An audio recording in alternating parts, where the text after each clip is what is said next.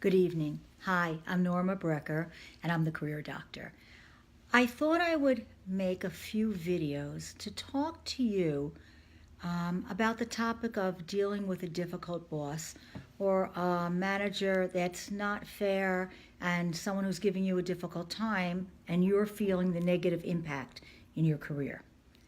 And I guess tonight what I'd like to talk to you about is documentation. You're in a career, you're in your job, you want to move ahead, you want to be seen as professional, you want whatever you're doing now to be a stepping stone for the next level. You may have a boss that doesn't see your job or see you in the way that you want and need to be seen in order to advance in your career.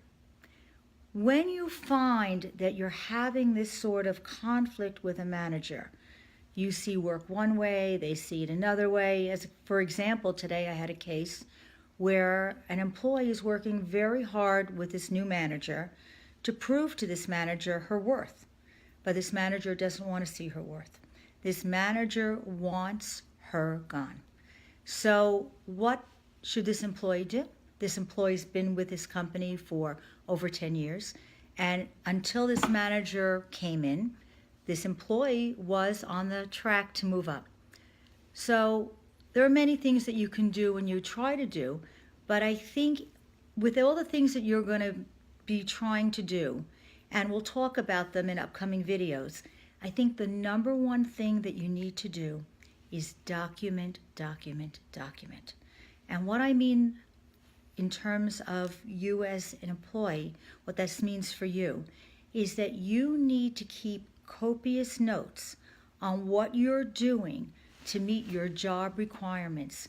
You need to do documentation showing and keeping the emails that you send, the discussions after you finish your meetings with your boss. You should be documenting that. You should be sending back emails to your manager saying, well, this is what we talked about in the past meeting and that we agreed to. Are we on the same page? And you need to create the background so that if there's ever a problem, you can substantiate the claim that I am working according to my tasks and standards. I am working according to the job description, and I am working and producing and performing in the way that I should be acknowledged and rewarded for.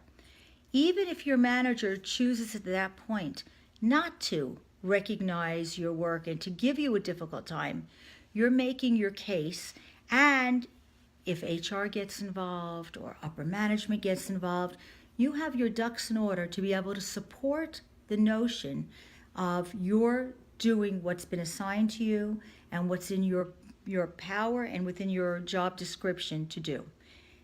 And the people that are able to show this documentation are often those that are given, outs from either the boss, from a specific job, or the boss backs down.